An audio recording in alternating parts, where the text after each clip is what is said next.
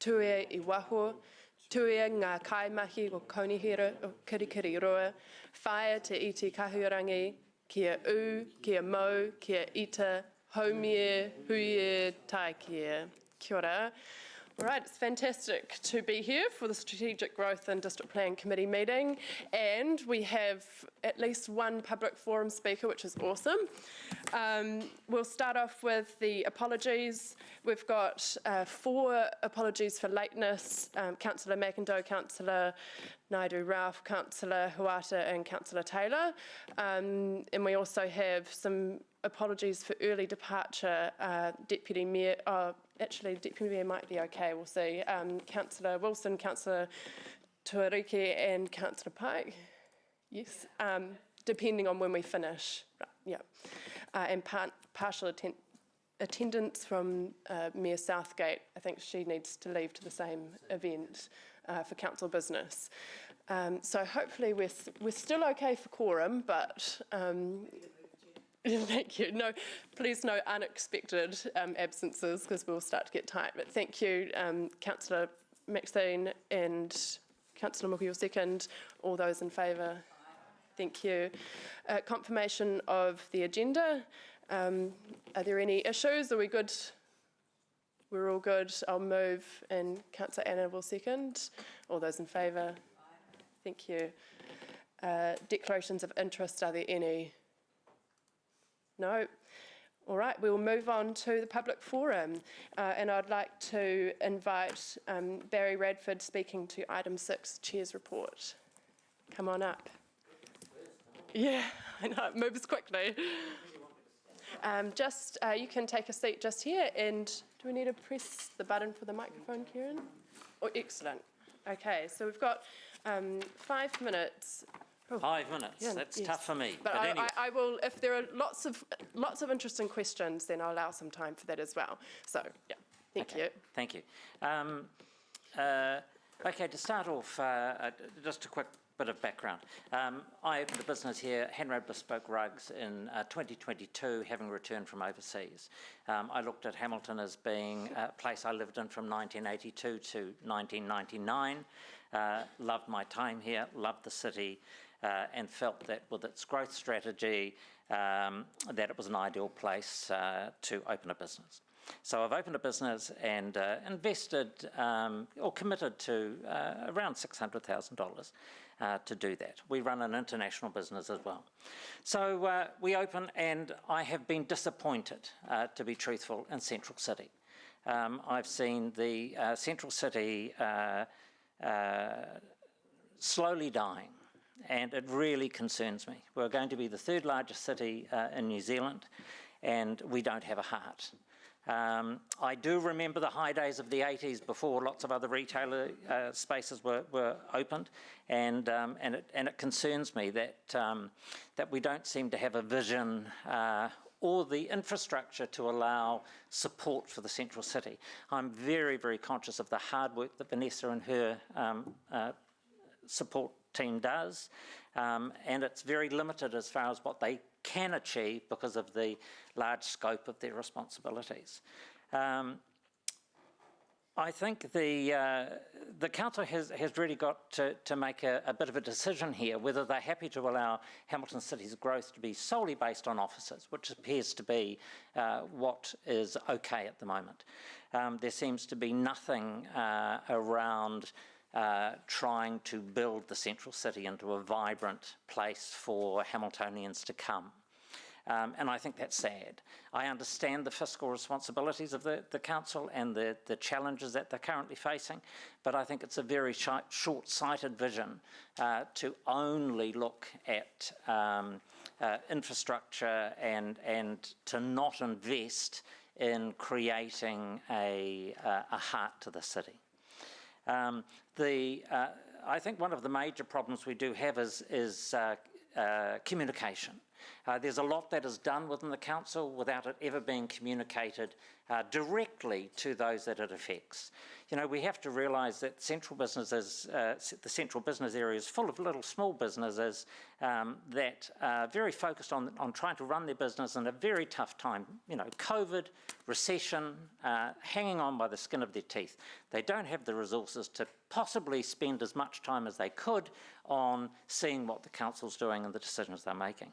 So I think that the council needs to actually communicate better and more directly with those in the central city, and not just with the big boys, but the little boys, and tell them what's going on, what's happening. It's a bit like when I arrived back from 2 weeks. I had a 2-week business trip in Europe, and I came back to find that the parking had been changed in the central business from 2 hours to 1 hour free. My immediate reaction, because I'm a bit of a hothead, was that's it. That's the last straw for me. When my lease is over, I'm packing up and I'm going. I was so angry. And I was angry because it wasn't communicated. You know, I went to one meeting where we discussed parking, and we seemed to, I thought that it was all sorted, we were going to keep it 2 hours, and then all of a sudden this comes out of nowhere. No communication. So I think, you know, the biggest thing I would like to see the council do is to find a way of communicating with business more directly, and not put all the responsibility on businesses. I get a little tired of being told, oh, it's all available on the website. You know, people may not have time to actually spend hours and hours and hours on the website trying to keep up with things. And I think if you're going to make decisions that are going to impact a business, I don't think it's very hard to send out a newsletter and try to connect with people, because that's the biggest complaint I have. Okay, enough moaning. You know, I know that there's lots of challenges, and I see some wonderful people in the central city and businesses, small business and everything, who could help the council. But what you actually do need here, I feel, is a dedicated team that is solely focused, not part of their job, but solely focused on how do we ignite interest in the central city. You have a major problem with this parking. I'm sorry. I've noticed the downturn in numbers walking the streets. You know, the majority of the numbers in the streets now are existing workers in the city. There are less and less people coming to the central city to shop. Okay, that's my 5 minutes. Yeah, I would just love to see, and I would love to be involved if I could be on a committee about, you know, how do we, you know, what ideas do we have, how can we create events, how do we give some life to the city, which it doesn't have. And I would love to see the council actually acknowledge first that this is a major problem. This is not a little problem, this is a major problem for the city of Hamilton. And take some steps and invest in Hamilton's central city. Not 150 grand ain't gonna go nowhere. You need to really see the value of having a heart in the city. And there's lots of ways to do it. Thank you. To our next speaker. Thank you, Councillor Emma. And thank you so much for your time, and we really do appreciate you coming in. And we hear your concerns, and you may be heartened to know that yesterday, in fact, our council sat around and had a workshop on the very issues that you're bringing up around the central city. And there was a particular focus on communication and directly with business. And so my question to you was, and you have mentioned some forms, but what would be your ideal form of contact if we were to focus on one way to communicate with you, or the best way? Well, of course, I think a bare minimum would be emails. And I think that also potentially having events where you could invite, out of normal business times, people to somewhere where we can meet and we can talk and have a structured meeting, you know, and allow people to put things on an agenda and actually involve the business community, especially small businesses around here. Because you do get the feeling, it's because we're only a little business in New Zealand. I mean, we're pretty significant internationally. You know, we've just signed a deal for $8 million euros in China. So, you know, we're reasonably significant outside of little old Hamilton. But, you know, for small businesses to allow an opportunity to learn what's happening, to feed in, to, you know, I think there's so much knowledge out there that you can tap into, and you just feel as though nobody cares, you know, nobody's ever going to listen. What's the point, you know? And, you know, for me, the decision I have to make is, you know, we've got all this big business going on, and I was literally sitting there going, why am I doing this? You know, I can make more money in a year doing what I'm doing here than I could make in 15 years here. Why am I? It's because I like the place. It's because, you know, I believe that, you know, with my business, we're building a community around the arts. So for me, that's really important, you know, supporting. So, you know, I want to continue. I'm not driven by money. You know, it's not just a money decision. I mean, I think Hamilton is a wonderful city, and I'm just disappointed. That's all. Yeah. Thank you. Cool. Yeah, thanks. Good question, Emma. And thank you, Barry, for coming in and taking the time to come in. Appreciate it. Thanks for listening. Cool. Thank you very much. Good day. And we've got our second public forum speaker, Peter Boss. Thank you also for taking the time to come in today to speak with us. All right, we're in your hands. Thank you. Good morning. I'm speaking on behalf of Living Streets Kirikiriroa. I'm speaking to Plan Change 12. Here, Living Streets is asking that ground floor living in commercial zones 5 and 6 be permitted. Living Streets Kirikiriroa advocates for increased social activity at street level and more face-to-face socialising. And 2, Central City Transformation Plan. Living Streets asks for a real-world check that actual walking access and high-level talks correspond. That's referring to access from the fringe suburbs to the CBD. Living Streets believes that more foot traffic equals more spending. So Plan Change 12, Living Streets asks councillors to change at ground floor to permitted activity from non-compliant in neighbourhood and suburban centres. As an example, there's a house that was zoned to suburban centre when it was a cafe for a few years. Because it was zoned suburban, it can no longer be used as a home. As a person who's travelled to many cities, it's normal to see ground floor living apartments alongside retail and commercial zones. I've seen this in Hong Kong. I know it's permitted in Taiwan, the Philippines and Japan. In Ireland, they say having an injection of residential occupation on the main street makes it easy to bring buildings back to life. In Portland, apartment buildings drop vacant storefronts in favour of ground floor apartments. The Dutch say more residents create a buzz, even outside shopping hours, atmosphere and ensure more spending. Their recommendation is to look at new upcoming functions in areas with vacancy, most of all residential living on the ground floor. Due to online shopping, it is clear that we cannot solely rely on shops to create public realm. Paris allows maximum flexibility of land use so that buildings get renovated, economic activities takes place to pay taxes to maintain a high level of services.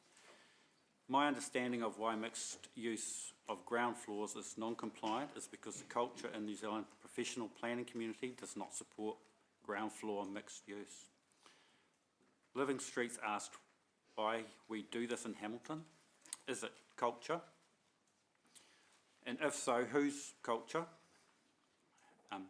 There are over 100 different cultures in Hamilton. So we ask, can councillors, members ask about this when you see the Plan Change 12 recommendations? And then 2, city transformation plans. Here, Living Streets ask for real-world walking access to be mapped to enable viewing of missing pedestrian access from fringe suburbs. Living Streets Kirikiriroa believes more foot traffic equals more spending. End. Thank you. question from Councillor Andrew. Actually, for the GM on how would we go about making that change to living on the ground floor?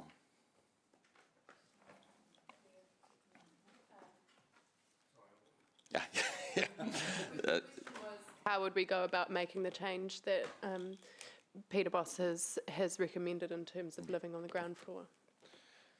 Yes, look, I need to take some staff advice. I don't know, Mark, if you want it, yeah. Should we, what's that?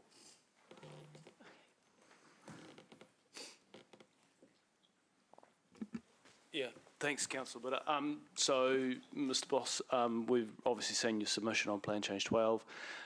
This is something we have factored into Council's position in terms of enabling ground floor residential in some of those commercial zones, particularly in terms of the central city, in terms of how we get better activation, particularly in the CBD North area. The other business zone is a suburban centre zone, and so the conflict we have there is about active frontages. And so we want to create vibrancy and vitality in some of those centres, and we want to retain active frontages. So they're not discouraged, but there is an additional test that needs to go through before you can have residential on the ground floor in some of those suburban centres. Follow up to that, could it be changed to, say, restricted discretionary or discretionary, just to make it a clearer process for applicants? It is discretionary. That's our position at the moment, pending the recommendations from the independent hearing panel that are due back shortly. Right. So council will have the outcomes of that presented likely on the 12th of December. We can happily flag this through that, if you like. Yep. Yeah, I suggest we look for an opportunity to further discuss this in an appropriate forum. So let's take a note of this issue. Thank you. Thank you so much, Peter, for coming in. Cheers. Okay, cool.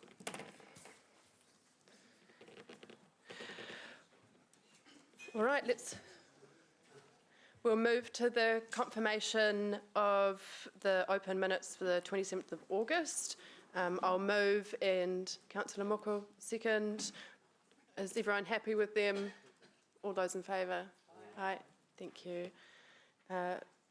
Right, we're moving to strategic issues. Oh, shoot. Yes, I completely missed that.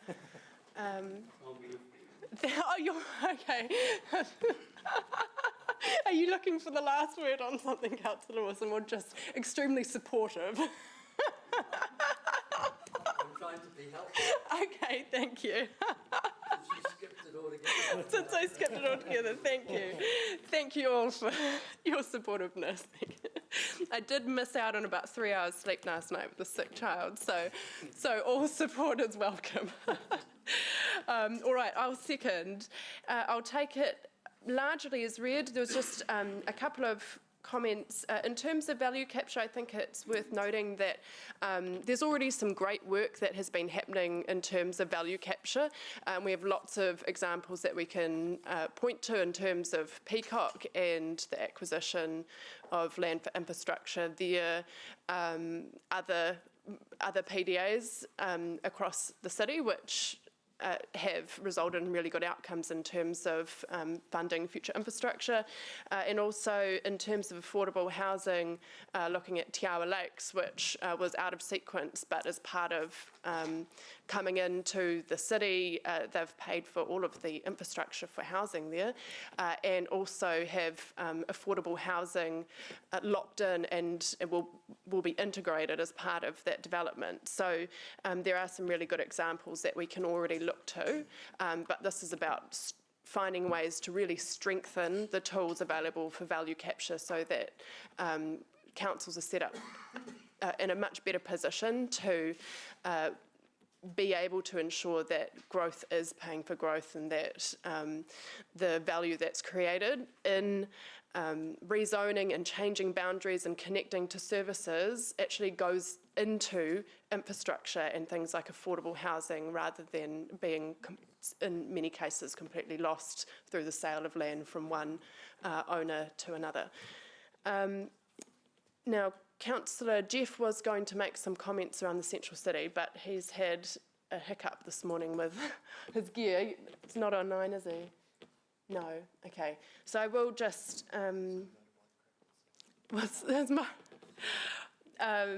So I will just say welcome to Matt Mills. It's great to have you on board as our new Central City Transformation Manager. And also want to reiterate my thanks to Karen and to Maria Barry and Gordon. Gordon and Karen even went for a nighttime walk, 8 p.m. walk around the Central City to check out lighting, and we were able to identify lights that weren't working and lights that needed repositioning and all sorts of things. And so there's massive dedication to bringing a focus to Central City, which is awesome. So thank you. All right. Any questions? We're good. Oh, yes, I saw one from Mayor Paula. Yep. Just on the value capture and how's that sitting, because I agree with your comments you've made, Chair, how's it sitting with other mechanisms to drive affordable housing when we have land holdings or we acquire land holdings? Obviously, we need the mechanisms to assure the yield of diverse typology and affordable housing. And I know Anna's working really hard, and I know there's some frustration and some hold-ups to finding tangible ways of requiring portions of affordable housing. How are we going with that, please? So, Mayor Paula, you'll see in the public excluded part of the agenda, there's updated commercial terms for council to consider, and affordability is a key component of that. Yeah, I saw that, thank you. But more generally, I'm thinking in general terms, what mechanisms through strategic growth and district planning are being discussed in terms of harnessing the best opportunity to get a portion of affordability into the market? So is this your question to me or to staff? Through you were just talking about, it was triggered off your report. My understanding is that a key opportunity is the emerging areas and fast track areas, but also through Plan Change 12, the increase in density and enabling that intensification, and looking at ways to ensure that within the stage 1 area development is as easy as possible, so that we're improving that feasibility. And how Mark, can we have it through you, Madam Chair, at some stage? Can I have then an update, a clear in one place update around, and I know Anna's taking a lead, and thank you for the lead on that, but there's been a lot of conversations about inclusionary zoning, about what actually affordability is benchmarked as, etc. I'm just wondering when we'll get a concise picture of that this council can agree on, that we can move it to that political support lens. Thank you. I was just going to say, note also, looking at Councillor Ewan, there's also the work that the MEF has been doing with the Bridge Housing Trust. So what I imagine what we can do is ensure that for the next meeting there's a 1 or 2 pager which just sets out everything that's happening right now in terms of driving affordable outcomes, because there are a whole raft of things that it's a bit hard for me off the cuff to go through, but there were also requirements for affordability, for example, through the IAF as well. So if we could pull that all together, would that be helpful? That would be really good, with the metrics too, that we can see where the trend is taking us, whether what we've done is making a difference. Thank you. That would be helpful. Thank you, Sarah. And, all right, Councillor Mark. Thanks, Chair Sarah. Just a couple of questions. On your walkabout, did you notice the old telephone box in Garden Place? And if so, is there anything we can do about getting rid of it? Because I think it's redundant, isn't it? I understand that Karen's team, Karen and Matt, are working actively on that, and they've been having conversations with Spark in terms of how we deal with those. If they're not being used, can they be removed, as for example? Karen, is there anything, that's pretty much where it's at? Or, okay, and they're working with the transport team, so.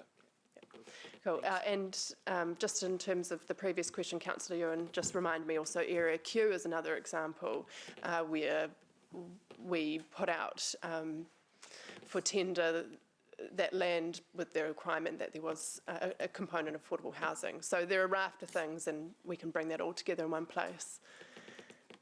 All right, thank you. Great questions. Councillor Jeff, you've just arrived. We did.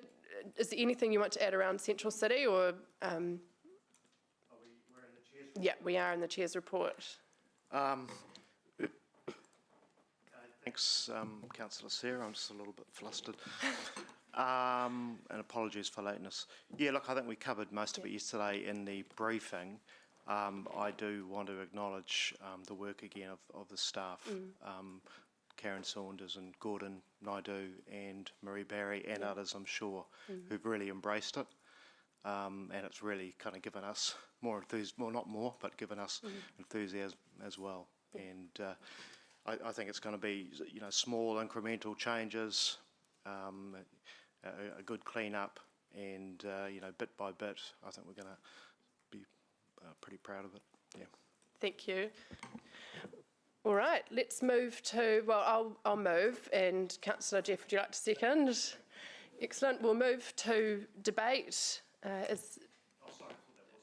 Oh, right, yeah, no. So we just throw you in there.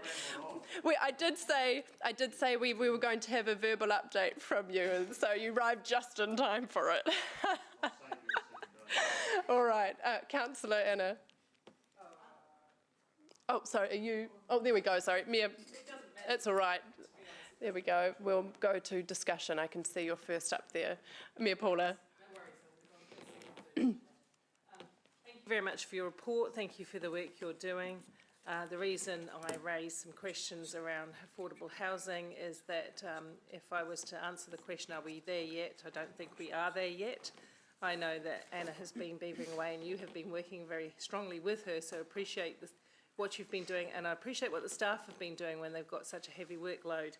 But this remains a critical issue for me, that we need to start to switch up the dial. And I know there's some positive things in the pipeline, Blair, in terms of the IAF and Peacock and other opportunities, Area Q, etc. But I would like to bring this big picture back to the table and help Anna drive the work that she's trying to drive.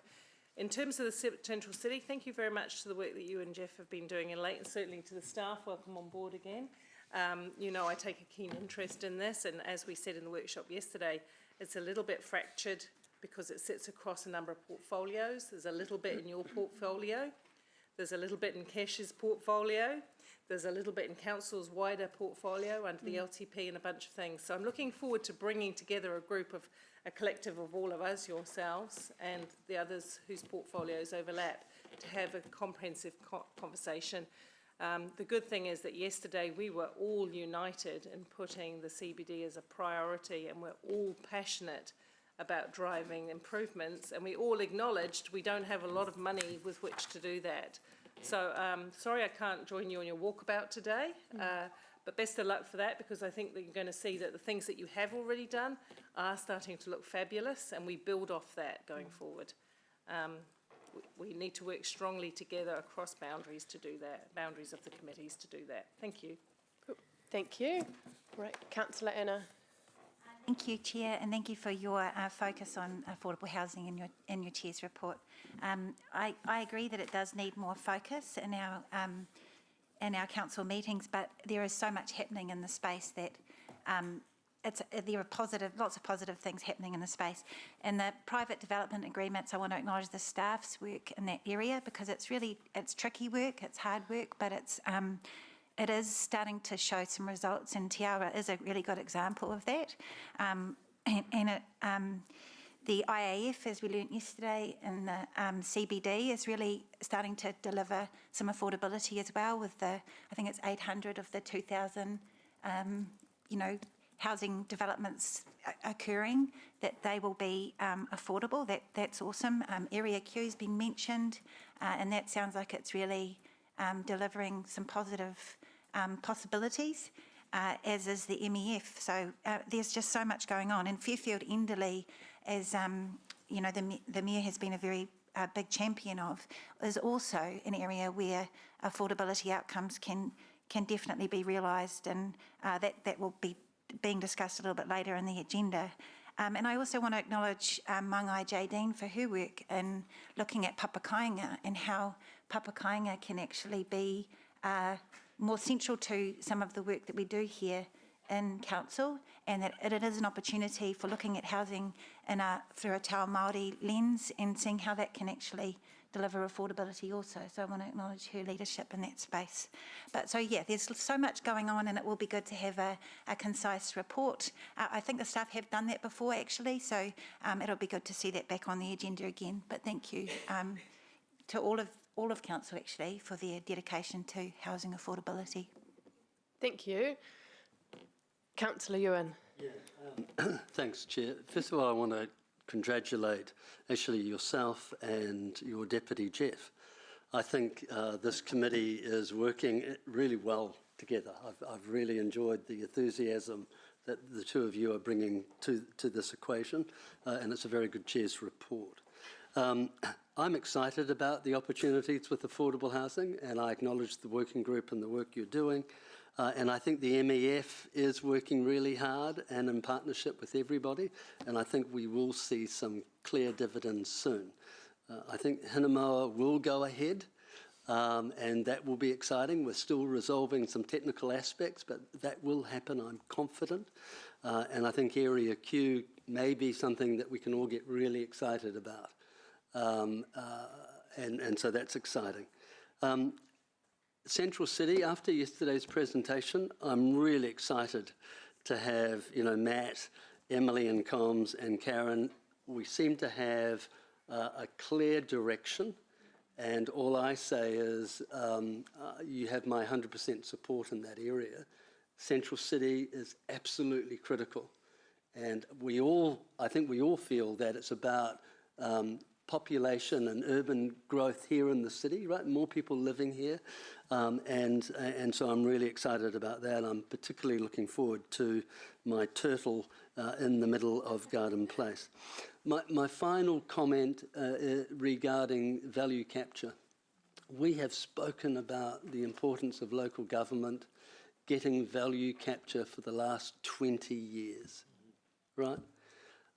Sarah is not letting this go. And I think between Sarah and Jeff and the Mayor, this will pay dividends. And so I'm looking forward to seeing this, not over the next few years, but into the future, because we've got to get that right, because that will help us underpin the affordability question. Thank you, Councillor Ewan, and thanks for your kind comments. Councillor Andrew. Thank you to Mark and Greg for their white paper. 2/3 of council expenditure is on roads and waters for property development and property services. Council is fundamentally an engineering business. Half the remaining expenditure is on property, buildings and property management, covering everything from consents to community leases. This should put other council functions into perspective. To get value capture, council needs to understand property developers. The risks property developers face are cost, time and certainty. The council is the biggest source of risk in all of those areas. If you work to reduce the risk, you can share in the profit. If you reduce the cost of infrastructure, you can share in the profit. This profit could leave us debt-free in 10 years instead of the long-term plan's $2.5 billion in the red. I could do this if you let me. Thank you. Are there any other speakers? If not, I'll make a couple of final comments. Just wanted to echo the thanks to staff for their focus on affordability. There's lots of different things going on in that space, and a lot of staff members who have been contributing to that, so thank you. And in terms of the value capture paper, I do want to note I'm working with Mayor Paula's office to set up meetings with relevant MPs, and also Blair's team will be talking directly with officials, so we'll be working to have those conversations and hopefully influence the future. This is, really about setting us up for years to come, that, all of New Zealand naturally could have a much better and stronger system in place for value capture to drive those more affordable outcomes. So I'm really excited about it. All right, let's put it to the vote. All those in favour of receiving the report? Thank you. Mayor Paula? All right. Thank you. The motion is carried unanimously. And welcome, Councillor Kesh. We're moving to strategic issues, and I will just take a moment to note, my hope is that we can get through the open part of this in time for a morning tea break, and then get through the closed part in time for lunch. I won't stop questioning, though, if people don't feel like they've gotten the information that they need. We'll continue after lunch, but just putting it out there as a bit of something to aim for, because I think that we can get through this if we're focused. All right, strategic issues. Blair, let's take this as read unless there's anything that's changed or needs updating. Yeah, look, I wonder, Chair Sarah, there's sort of three major items in the report. Two of those relate to Mark Davies' area, so that is in relation to Fast Track and Fairfield Endley. And then there's quite a separate discussion on climate change consideration and growth, which Charlotte is here. So if we can take those in two parts, please, that would be fantastic. So I wonder whether we invite Mark up for to give a really quick introduction on both the Fast Track and Fairfield Endley. Oh, thank you. And I also note that there is a additional resolution. Yes. Actually, has the resolution for Fairfield Endley been circulated? Is that possible, Kieran, to do that now so elected members have an opportunity to digest that? It largely reflects what's in the report but provides some clarity. So we'll look at that soon. In fact, actually, Mark, maybe you could talk to that resolution as well. Would be helpful. Yeah, thanks, Madam Chair. So, in terms of Endley Fairfield, it's around paragraph sort of 33, or starts at paragraph 15 of your report, page 26. Paragraph 33 then effectively sets out the next steps that staff are proposing time to take, which can be best described as creating a development plan for Endley Fairfield.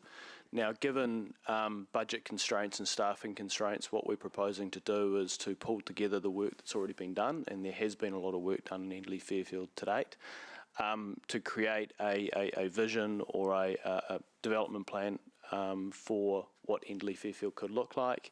There'll be some feasibility work that goes into that. We will draw on some of the existing infrastructure analysis that's been done to then work with a number of key stakeholders, including Kāinga Ora, in terms of the future opportunity. And Mark, my understanding of this is that this work, if council then wishes to do further assessment of infrastructure needs and things informed by this, this would be able to inform the next annual plan. That's right. Yep. Okay. Thank you. All right. So, are there any questions in relation to, firstly, Fairfield Endley, while we're on that topic? Or did you want to make any further comments? No. All right. Yes, Councillor Andrew. I have a concern about Kāinga Ora and the changes they're undergoing, and just whether we get an update of their outlook before we go too far. Any comments on that? Thanks, Councillor Butter. I think it's a very good point. I think that's why we're suggesting this kind of halfway house, so to speak, that we don't invest too much time, resource and money into something that could well change. As you say, we don't know what the nature of those changes are going to be. We know there's a significant opportunity in Endley Fairfield. It's been a mayoral priority for some time. We also know the Crown owns circa 20% of the building stock in that suburb, and most of which needs revitalising, redoing as its end of life. So there's an opportunity there that we know, and so this is about framing that up. Yeah. Thank you. Thank you, and thank you for acknowledging the work in Fairfield Endley, and I support the view of getting an update from Kāinga Ora alongside potentially other housing investors, CHIPS and rental providers and a bunch of other people, because there are multiple players in Fairfield Endley, right? So through you, Madam Chair, if we could have that update that was more inclusive of the whole picture, which is the first step in the work that we're doing, isn't it, Mark? Yep. Right, so that I'm happy with that. Now, the just so that, because I don't think we should assume that the general public have the same levels of understanding about what are the barriers and opportunities as we do. Yep, and the question is, so what is the biggest barrier to development in Fairfield as it currently stands? There you go, there it was. Infrastructure funding and financing, Mayor Paula. Pardon? Infrastructure funding and financing. Yeah, in particular to do with water, right? Water and wastewater, stormwater. Yep. Yeah, okay, thank you. Thank you. All right, we have fast track and we'll cover fast track and PX, so we don't really need to go into that further right now. We've got, sorry Blair, you had something there? I was just going to add, just supplementary to what Mark said in relation to infrastructure. Councillors will note that there are some linkages between this conversation and the Local Waters Done Well discussions, and so through that process, and particularly through the workshops that will be coming up in November and the council meeting in December, council will be considering some additional enhancements to the investment program, which may include a small investment into Fairfield Endley. But I think that we need to be very clear that that does not deliver what Mark identified. It's a very small element, and links back to, you might recall on the long-term plan there was some information around Fairfield Endley in the long-term plan deliberation support in June. So there is some information on Diligent around information for LTP requests, and if the members go into Diligent, you can find some information around that. Cool. Thank you. All right, well, thanks, Mark. We'll move to the regional deal conversation. Are there any questions there? Mayor Paula, did you want to very briefly say anything around the... Ask Blair to do it as staff, but I just wanted to say, but I was going to leave it to debate about thanking the staff, but the staff actually, just to make a comment, the staff we've been working at a political level, and Sarah's been helping me inform that debate at a political level. We've been working at a staff level with DIA, and actually we have done a really good job of elevating Hamilton as part of the fast growth, future-proof Waikato area as a critical part of the country to invest in going forward. So well done for getting us potentially further up the consideration ranks again, which is where we rightly belong, in my view.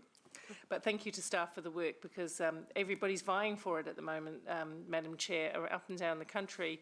Almost every second day in the media you'll read a story and it'll be either Queenstown or some other part of the country, quite rightly, because local government's struggling, looking for those opportunities. Cool. Thank you.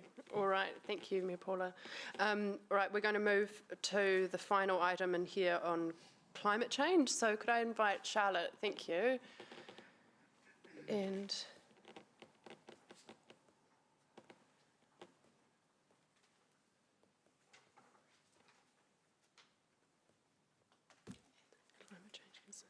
climate change considerations for growth. Were there a few comments you wanted to make?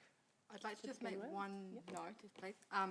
So just on table 5, on page 31, there was a slight error in the copying of the text over, where it talks about both intensification and greenfield development, and under the low carbon transition and the building resilience, they say the same thing. So I just wanted to note that that was incorrect. All right. And under greenfield development, really around low carbon transition, it's about that opportunity to really plan for low carbon right from the very start, the way we think about unlocking greenfield development, but also we have to have that consideration of embodied emissions and the fact that they can be quite high within that transition. But also, again, when you're doing a new development, you can understand potential risks right from the beginning as well. So it's that opportunity to start afresh when you're doing it and consider both the transition and resilience. But what we are going to also do with this information as part of our maturity program is create them up into sort of 2-page documents, and we're doing the same for a whole range of topics around climate change and transport, for example, waters, how we do looking at civil defence and climate change. So this will come out to you in a different format as well, which will be updated and correct. Thank you, and thanks, Charlotte, for that clarification, because I noticed that, then I thought maybe it is the same, so I should have asked that question earlier. That's helpful. Thank you for that. Yes. Yeah, and so I guess the key reason why we put this information forward is to help elected members in decision making and trying to incorporate climate change considerations. So we have the climate change policy, which helps create a framework to do that, but really it's about making sure that as we're thinking about how we grow, that there are some key opportunities, especially at the start of those developments, to really think about both emissions and what that future looks like for our community, and obviously resilience and making sure that the communities we're creating for the future, be it intensification or greenfield, that resilience is built in from the start of our development. Cool. Thank you. All right. I've got a question from Councillor Louise. Questions? Questions, yes. Go for it. Most of them are about peacocks because I asked for this report to come and was very excited to see it, so thank you very much. Talking about the resilience of peacock, and there's a really lovely few bullet points about 30 wetlands, and I was like, yeah, wetlands, but I was just wondering if you could maybe talk about, do you think peacock will have proportionately more wetlands and green space than the rest of the city? There's two people that might be able to help with that question in this room. Can find multiple friends. One is Mark Davey and the other is Jackie Collier. But it was through the work of the Manguko Tukutuku Integrated Catchment Management Plan, which was very good work, that has established those wetlands. So, Mark, did you want to? Jackie? Morena koutou. Well, I think developments in greenfields makes it much easier to apply best practice. So what we're seeing in peacocks is what we also expect to see in Rotorua.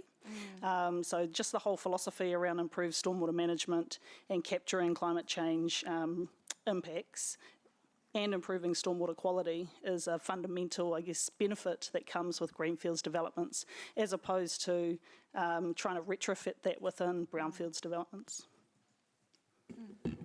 Cool. There's also some mention of integration of land use and transport, but I was wondering, for people who maybe, like the public, who might not quite understand what that means, could you describe what it would look like in practice if you were living there and you were seeing land use integration with transport? Again, a planner would be helpful. I could have a go. I think in practice, if you think about what that looks like, it's the public transport and the key transport routes with high density along those routes. So in public layman's terms, you can just quickly walk out the door and easily get to where you're going. Easy access. Mark, did you want to add anything to that? I'm not a planner or an engineer. And so can you expect that across the whole suburb, or is it sort of in particular areas? I think the way Plan Change 5 has been done is intended to do that. Mark, I am really needing your help. Waiting for somebody else to Yeah. I didn't think these were that hard. No. So I think Peacock's got it does have a local centre, which is intended to provide all the day-to-day services for that growth cell of 20,000 people. So that is there so that people don't need to travel outside of that growth cell, and therefore can reduce their travel times and also encourage multimodal trips. And that then speaks to the bikes on pipes and other initiatives in terms of the corridor design through there. There's also a number of smaller neighbourhood centres planned, over half a dozen throughout Peacock as well, so that you can legitimately live, work, play where you are and service your day-to-day needs. So that's a big part of reducing transport demand, putting things closer to where you live so that you don't need to get in your car to fulfil those needs. And there was some discussion about, the preempting of public transport infrastructure, but the population base currently in Peacocks is a little bit small. Could you maybe talk about the tension between when a public transport route might be put in by regional council and just kind of how long that wait might be? Could I, yeah, we're traversing a lot of different topics here, so I might just look, Phil, would you like to? Or Don't all volunteer at once. I think I can start off by whilst they decide who's going to talk. The main thing from a planning point of view is ensuring there's sufficient density to make those PT corridors, routes viable from the start. And so a big thing through Peacock has been about increasing density, and so that's been in Plan Change 5. So, No.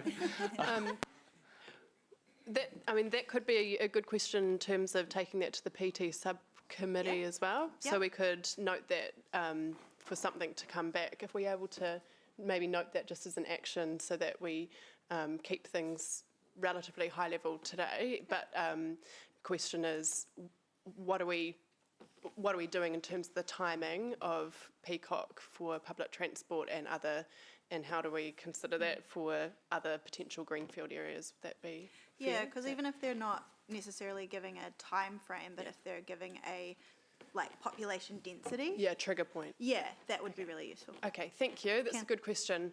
Can I move on to asking about resilience now? Okay, yes. We'll have to keep, and if things go quite detailed, then we'll take it back to maybe the climate advisory group. But yeah. So in the report, it also talks about a Peacock community resilience plan that each household will get. I was not aware that the rest of the city gets a bespoke community resilience plan. I was just wondering if you could talk about the purpose of putting it into Peacock, but also whether there are aspirations to do it throughout the rest of the city. So yes, there are aspirations to do it for the rest of the city. The driver behind doing that was part of the Green Star community program. So we were looking, that was one of the things that we needed to provide from doing a Peacock climate change risk assessment and then adaptation planning. That was one of the key actions that fell out of that.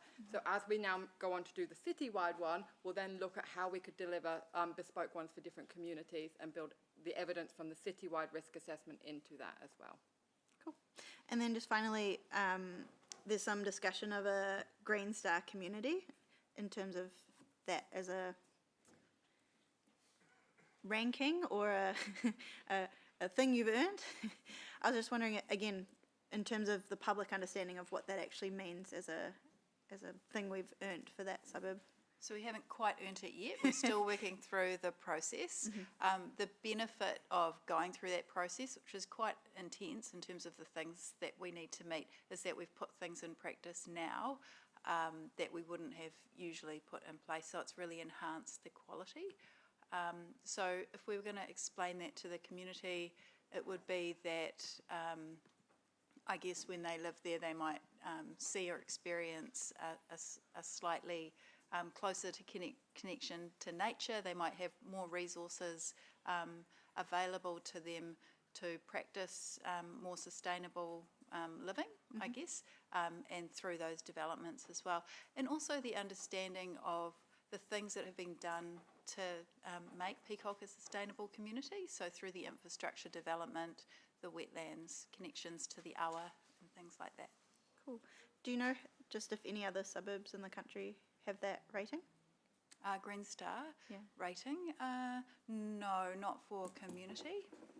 No. Cool. Yep.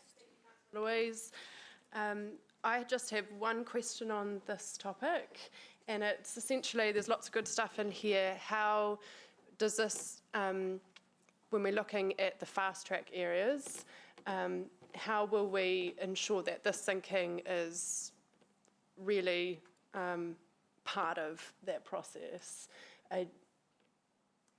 And I'm sure you're 100% on top of it, but maybe is there a way that that kind of comes back to us for elected members to understand just how climate change is considered as part of those applications? Yeah, so my understanding is that already, obviously, it has been part of the conversations to date, but we can definitely do some more work to be able to then sort of drill into it, probably at a more nuanced detail to help with that. But I understand that obviously through the emerging areas work and climate change being one of the key principles within HUGs for outer boundary growth, that has been integrated, and we've been involved in that process to date as well, so we can bring some more information. Yeah, awesome, thank you. All right, I think those are all of our questions. Thank you so much, Charlotte and Karen, for that work. All right, we will move quickly going back to that motion there. Mayor Paula, I have you as mover and Councillor Anna as seconder. We will go to the debate. Yes. Thank you to Councillor Casey Cox for supporting me in this matter through her passion and drive around affordable housing. And thank you to the staff for embracing this project as an important one. Where it comes from is that we are very good at doing greenfield subdivisions and development. We have a nice big patch of grass. We put a beautiful bridge to it. We provide new roads, new playgrounds, new spaces, new homes, and we should. But we should also not forget about the older parts of our community and bringing them up so they can thrive in the same way. And this is an opportunity at this stage to plan, because I know that we are constrained with infrastructure and funding, but to plan in a way where the community can see their future and can input into their future. And so I look forward to this being the first step in how that comes about. So thank you for your support through putting it through your committee to enable at least baby steps to be taken in the right direction. Thank you. And Councillor Anna. Yeah, just quickly, just to really tautoko what the Mayor Paul has said. Just in terms of Fairfield Enderley, I just want to acknowledge the opportunity for affordable housing, but also that there is considerable leadership already in this space in Fairfield Enderley. Not only the Kāinga Ora work and redevelopment, but our partners, Turunanga or Kirikiriroa, and you know they have a proven track record of building amazing developments. The one along Rifle Range Road is just an example, and we've been invited to be part of the turning of a sod for the development in Enderley next week, I think. So because of that community interest and commitment to Fairfield Enderley, I think it does present such an opportunity. But in terms of this motion, this is really just about bringing what staff were intending to do into more light, I guess, so that we can continue to demonstrate our ongoing commitment to progressing this work. So thank you to Mayor Paula and thank you, Sarah, for enabling this. Thank you. Thank you. All right. I don't have any other speakers, so let's... Oh, yes, we do have Speaker Councillor Jeff. Yeah, sorry, Chair. I know you're trying to move things on. Yeah, support the recommendations and totally understand the will and the desire to get Enderley Fairfield, get something done there. And I guess that, as you say, the development plan is a baby step. So we know what the infrastructural capacity issues are, that we haven't even got enough, infrastructure now to service, areas in the city, hence the overlay that we've got. And of course, with Fast Track, that just exacerbates the pressures.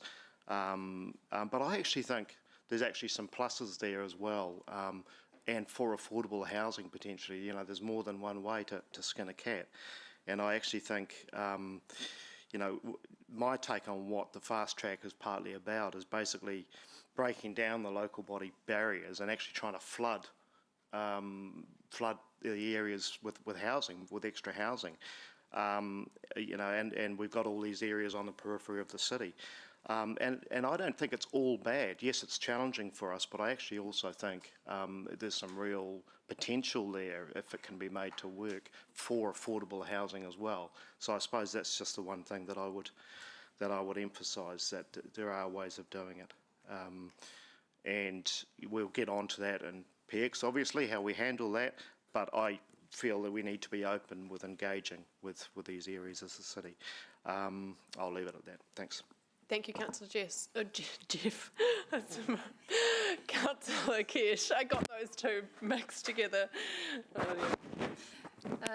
Thank you, and I just wanted to again thank Mayor Paula, Councillor Anna, for and your work, Chair, in coming to that the wording for that motion in regards to Fairfield Enderley. It's been a long conversation, and so I really appreciate what you're trying to do in keeping it top of mind for council, but also for the community and managing their expectations. I think it's really important that we don't lose sight of that community. And they have been waiting a very, very long time. And as we have just discussed, they'll be waiting a little while longer. And I just wanted to reiterate something I said, I think, a few days ago, which was, you know, we've got a really hardworking community team from the community portfolio in terms of trying to get the community house and the playground and the rest of it done. But all of that is dependent on the amount of people who are going to live there, and then who's going to actually fund all of these projects.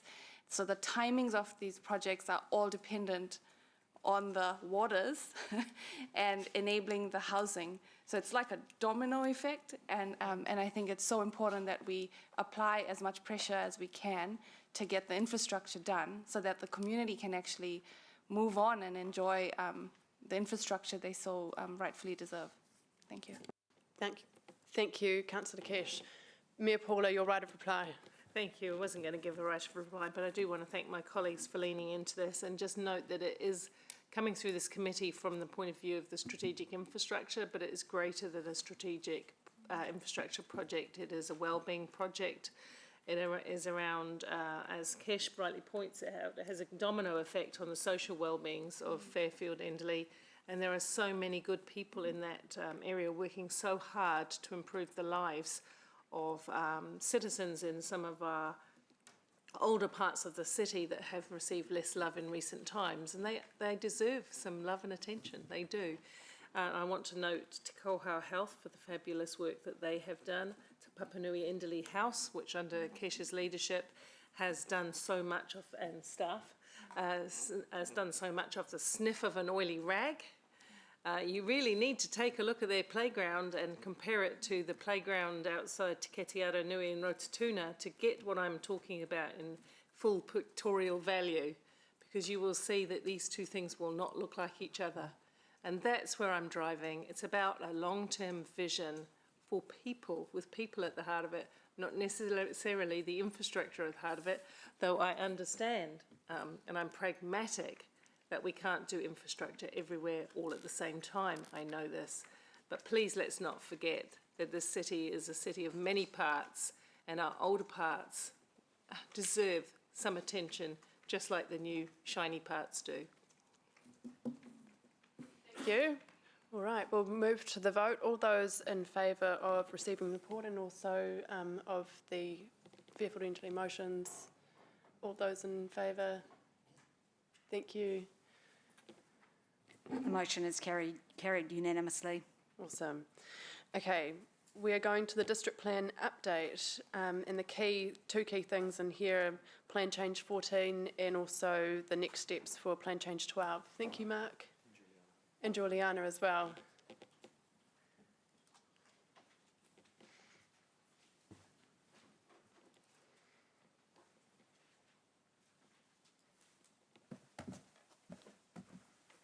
Thanks again, Madam Chair. Maybe we should take it in two parts. First part being all matters other than Plan Change 14, followed by Plan Change 14, if that's all right with you, Madam Chair. Sounds like an excellent way forward. So do you want, you've noted the next steps around Plan Change 12. Are you happy to take that as read? Or Happy to take it as read unless there's questions. Okay. Are there any questions on anything other than Plan Change 14? Nope. All right. Okay. Everyone's happy. So Plan Change 14. Juliana, do you want to... We had a briefing on this, so is there anything additional you want to add or take it as read? I think we're happy to take it as read. Other than to say there's been a long lead-in on this. There's been plan change that's been sort of under development for a number of years now. There's been a large number of workshops, council sessions and presentations on this, as we've set out in the report. So all being well, all members are feeling across what's going on here. So happy to take questions. Thank you. Are there any? So the next steps on 14 from here, assuming this committee endorses its notification, will be for sign off by council on either the 3rd of December or 12th of December. We will then look to notify the plan change publicly end of January, and that will follow an extensive public submission phase, notification to all households, further submissions with hearings, I think tentatively looking at the back end of next year or early 2026. The plan change, because it's dealing with natural hazards, does have immediate legal effect. So from that time of notification, end of January will have immediate legal effect. And I'll probably just, whilst we're speaking about, is just the other important point is this builds on the work that the team's been doing since about 2018 in terms of updating Flood Viewer. So you'll be aware that that's been an ongoing program over several years to update the flood data across the city. And Plan Change 14 is in some respects the last kind of step in that journey of now actually saying, well, we've got this updated data, how do we need to respond to it with regards to planning controls? Cool.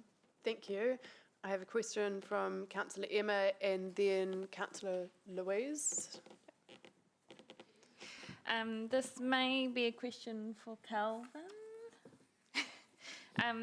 Just looking at page 47, paragraph 15, which notes the 4 R's of civil defence. Are you able to please explain where the council is currently positioned in ratings in respect to the 4 R's?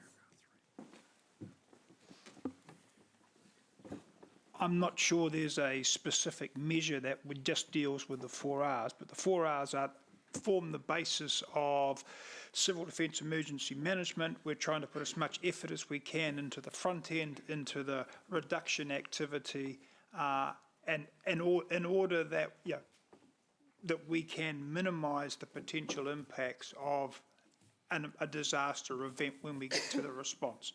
So the reduction activity, and this is one of the principal reduction activities, how can we lessen the risk? And then if we combine that also with the readiness, so people are alerted, aware of the nature of the risk, they have the opportunity to have a plan and how they will respond, that helps develop and build community resilience. Thank you. So I guess you're saying that this Flood Viewer tool and PC14 supports the homeowners and support in understanding risks and helping us achieve the first 2 R's. Probably go slightly further than that. It supports the underlying fundamentals of how we best prepare our community to understand the nature of the risk, and then how to have a plan of how and they will respond to it, and that will lessen the impacts in terms of when we actually have to organise a response. And do you think the public are currently aware of their risks? I think that if I was to say that, there is a degree of apathy across the city, and we continue to work on that. We're actually leveraging in civil defence off the release of this. This is an opportunity for us to engage the community in a wider range of conversations around community preparedness and being engaged in understanding the nature of the risks that people face. Thank you. Thank you, Emma, Councillor Emma, and thank you, Calvin. Councillor Louise, and then Councillor Andrew. This might be more of a question for Mark. Because we're going out for public notification, I was just wondering if you could maybe explain how Plan Change 14 links in with legislation, because it's not as if we just sort of want to do this. There are other things requiring us to do this. Yeah, it's a matter of national significance under the RMA, so it's what's called a Section 6 matter. So we, on having this information, are statutorily required to respond to it, to look at ways as to how we avoid, remedy, mitigate these effects to the appropriate level. Because I know there's been some people who have not necessarily liked the findings of our flood mapping, and because there's requirements to put it on limbs and things like that. So the legislation means that we can't just take it off or not respond. Yeah, there's two slightly different things you're picking up there, but you're right. So we need to respond to the information, the evidence we have available to us. The best available evidence we have at the moment is FloodViewer. We are deliberately putting FloodViewer into a GIS platform outside the district plan, so that if somebody was to come along and say, we've got better available information, then there is the opportunity for us to look to that. But the first port of call, given the comprehensive nature of the FloodViewer work over the many years, is FloodViewer. Thank you. Right. Councillor Andrew. Also on FloodViewer and the flood mapping, I spoke earlier about risk and time uncertainty. How can we manage the fact that a resource consent or building consent might take like a year of design work before an application is made, and during that time FloodViewer might be updated? So, you know, if a developer has bought a property with the goal, I think that should be clear enough. I think that might be a team question, Councillor Bitter, to somebody in the team who's looking after FloodViewer. So I'm not sure if Nathaniel or Jackie could answer that question, please. Did you guys catch the question? Yeah. So it takes time to do designs before lodging a consent. Somebody's committed maybe a year before a consent, and then council updates the basic information. How would we manage that problem?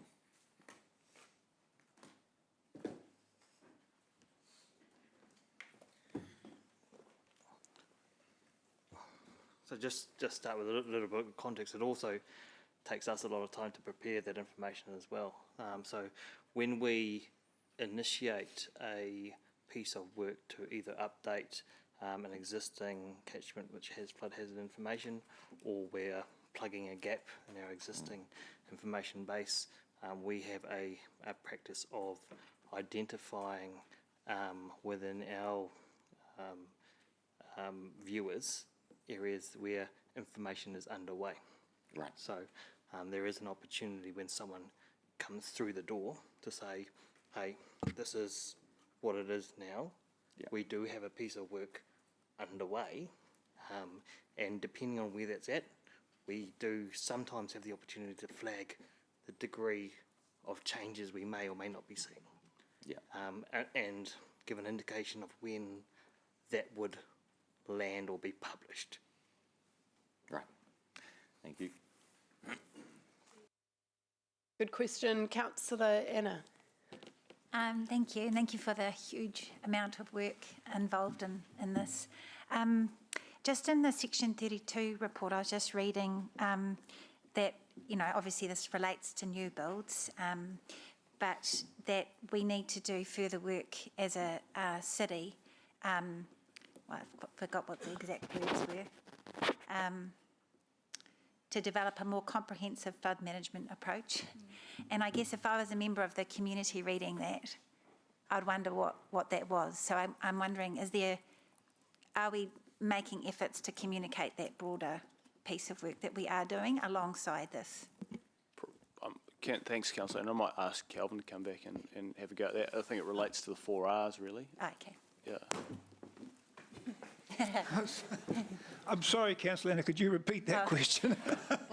I guess just alongside Plan Change 14, which is focused on new builds, are we making effort to also educate our community at the same time around that broader piece of work we're doing for flood management? Because I imagine there'll just be lots of questions around that.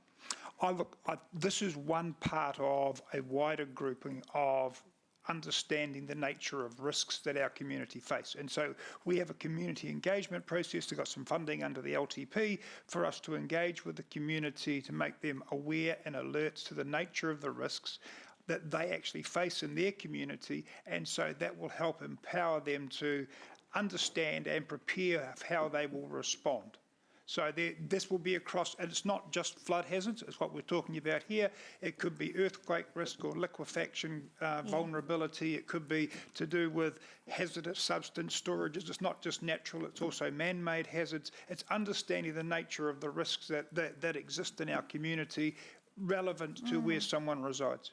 I think my question's more in relation to what we might be doing in the the spongy city space in our parks and in our, wider, Essentially, are we able, when communicating about Plan Change 14, can we also communicate about the other steps council's currently taking to mitigate flood risks? Thank you, Sarah. You're welcome. That's very good, leading off my question. Short answer is yes. Okay, so there is. Okay, so we'll just see that as it becomes available. Yep. Emily, do you want to add anything to this? Okay. Yeah. So yes, Councillor Anna, we will. Okay. Cool. Thank you. Councillor Maria. Kia ora tātou, tēnā koutou moa koutou mahi. Thank you for your work. The information sessions for all of this predates my time, so please excuse me. In terms of the consultation process with all the different groups and the written feedback that was provided, how do we access that written feedback, or do you have a summary? I'm particularly interested in the feedback that was given from Te Hao Te Whenua o Kirikiriroa, Ngāti Wairere, Waikato Tainui. If we go, I don't remember the page exactly on the top of my head now, but if you go to the Section 32 report, there is a summary of the feedback received from all different communities, but if you prefer, we can provide another summary as well. But if you go to the Section 32, all feedback that we receive is summarized there. From all the groups? For all the groups. I'd like to be able to pick out what the feedback was from the particular groups that I mentioned. Okay. Thank you. Awesome. And one more question. Just in terms of on page 56, and it talks about and refers to the different policies that you have to acknowledge. Now, I know that the National Policy Statement for Fresh Water and the National Objectives Framework is a regional council responsibility, but flooding will have a direct impact on our fresh water. So what kind of cohesion and alignment do you have in terms of working with the regional council in that respect? In terms of, I think there are different levels of engagement. So Plan Change 14 had one level of engagement because, as we mentioned, we are talking only about new developments. So we had consultation with them. We checked that everything that we were doing was aligned with their work.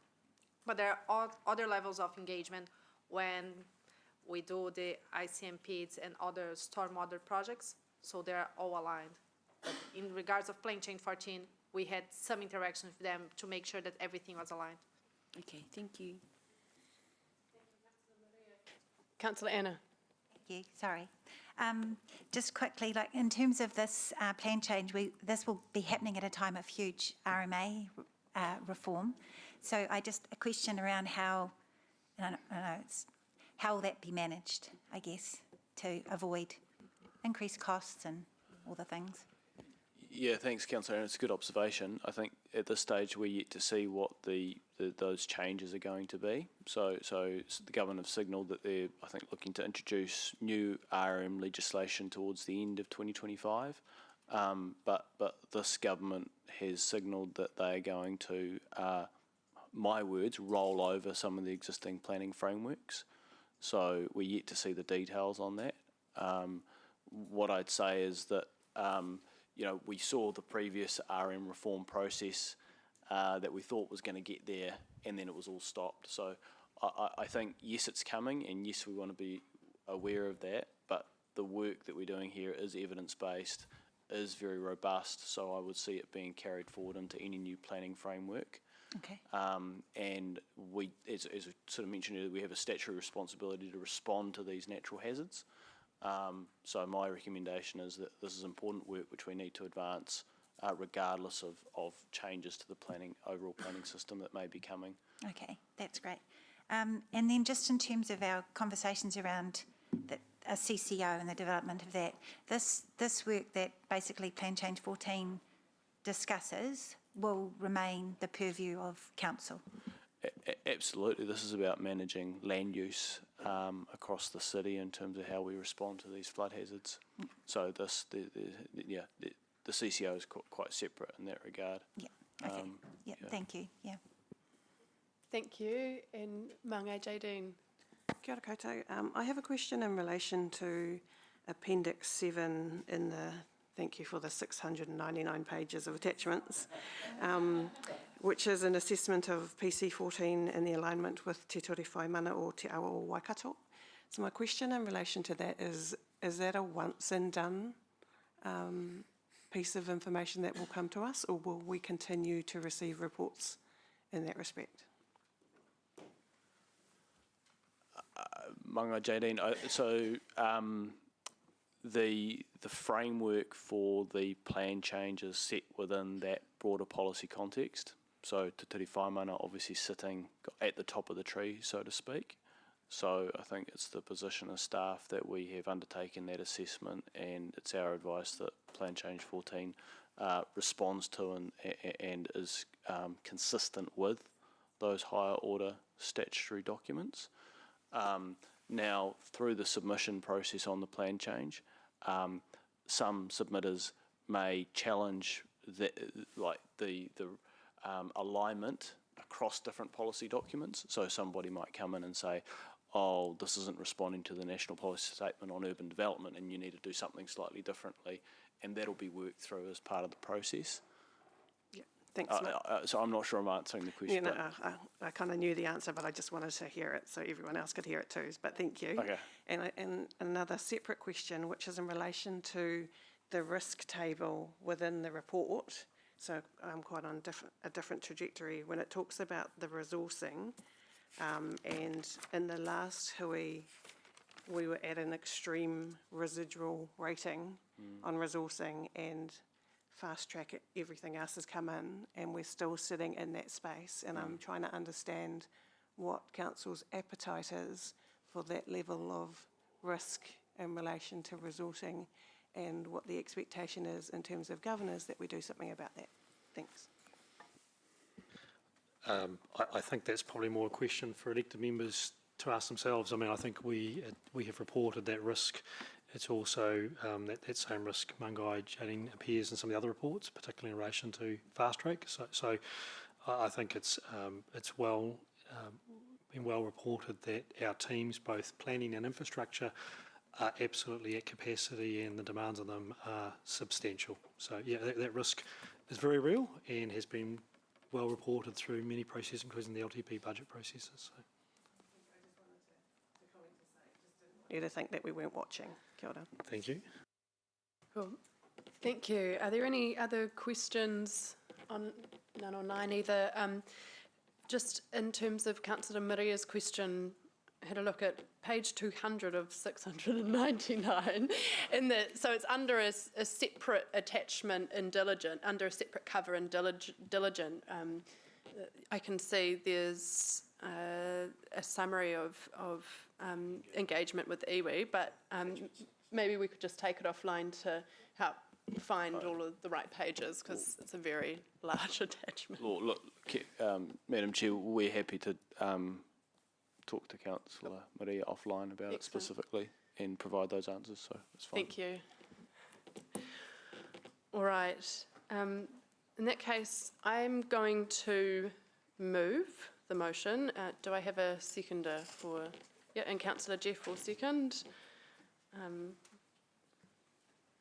Thank you very much, Mark and Juliana. And also the infrastructure. Yes, I'll go into that into debate. Let's begin. I do want to thank Juliana, Mark, the team that have worked with you, along with the infrastructure team, because I know that you've all worked really closely together on this, and that there are some really like really difficult issues here to grapple with. We've got to look at how we protect people from future risks of flooding, but also we've got to consider the overall level of risk that we're looking at in different situations and ensure that we're balancing that correctly with the economic impacts and the impacts on other things like housing affordability that further restrictions create.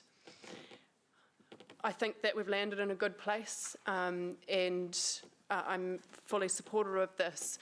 Our community has a strong expectation that council is on top of this, that we're putting the right rules in place to ensure that people aren't put at undue risk when it comes to flooding.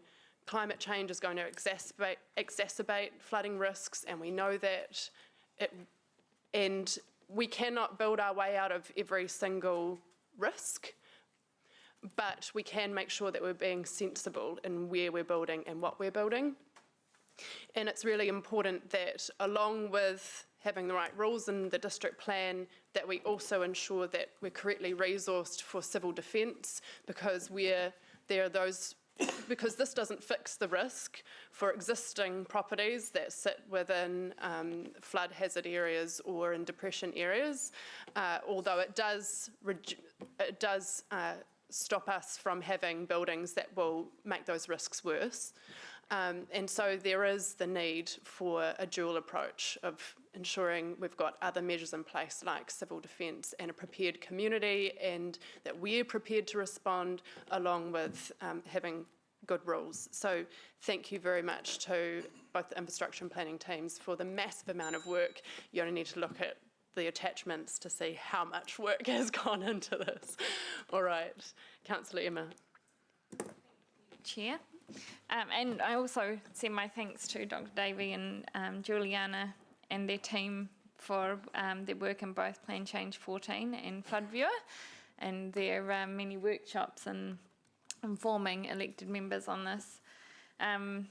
I can't let an opportunity go by without mentioning civil defence, and this is a really important body of work, and Flood Viewer is a huge asset for our city and the community. And although it can be unsettling for homeowners to be aware of the flooding risks in their neighbourhood and for their home, the risk will remain whether people know about it or not. So, as we heard today, Hamiltonians are largely apathetic, and we need to do better at preparing ourselves and ensure our households are ready and prepared for emergencies, and not just floods, but all hazards and emergencies that we may find ourselves in. So I'm just really grateful for another tool that will empower our communities to be better educated and encourage them to take steps on mitigating flood risk. Thank you. Thank you. Councillor Andrew. Half the city is still closed for wastewater connections. Another 40% is now uncertain from stormwater depressions. The map on page 54 will upset a lot of people. Resource consents and building consents used to be easy. They are now scary, slow, expensive, uncertain. Yes, the report talks about mitigation criteria, but if staff demand expensive consultant reports, then the property system breaks. The solution is staff need the authority to make quick decisions on preliminary design information using common sense. The financial viability of the city depends on it. Councillor Anna. Thank you.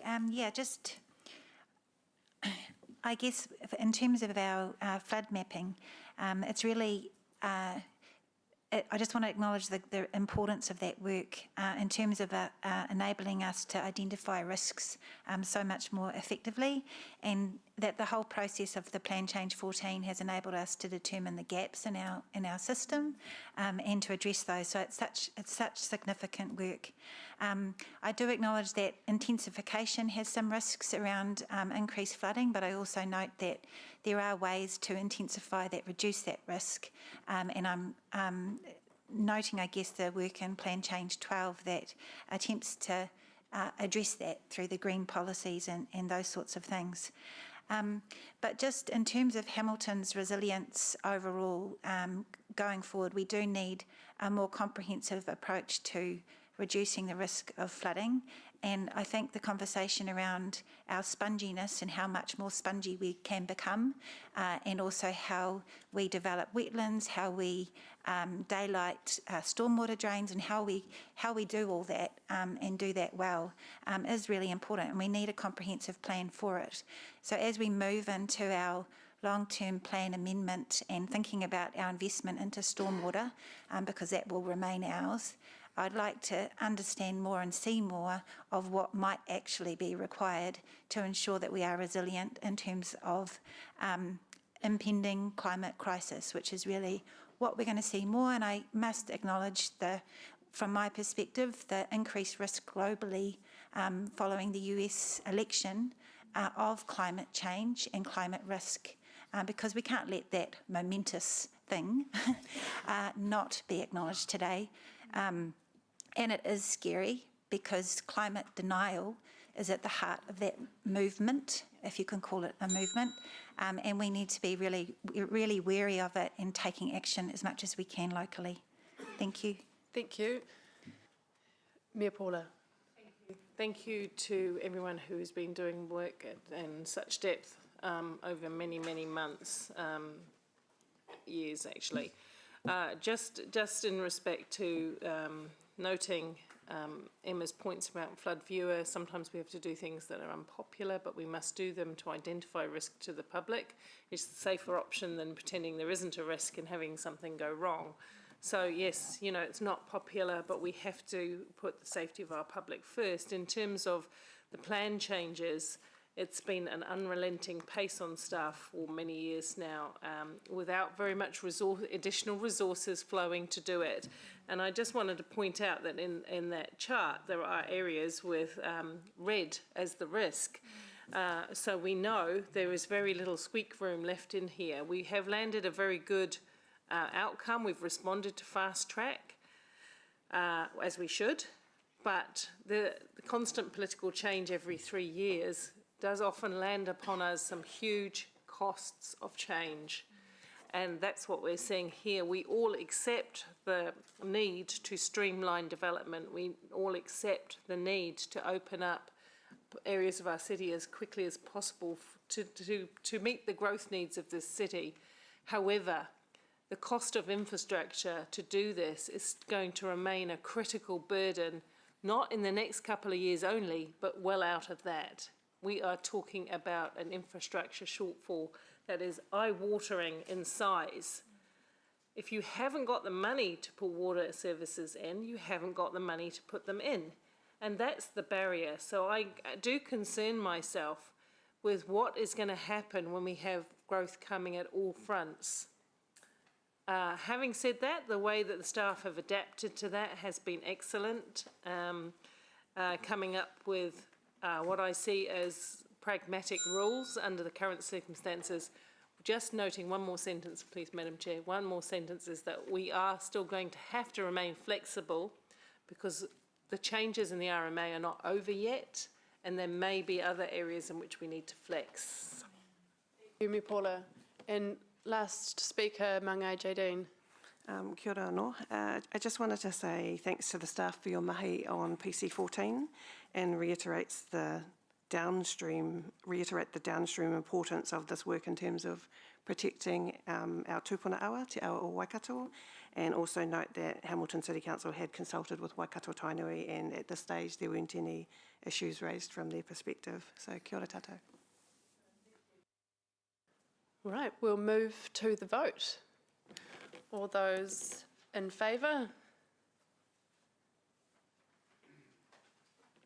Excellent. The motion is carried unanimously. Fantastic. Thank you, everyone. We are bang on time, on track. So we will move to exclude the public. Councillor Moko, Mangai Jadine, thank you. All those in favour? Thank you. All right, we'll have a tea break for 15 minutes. We'll come back at 11:20.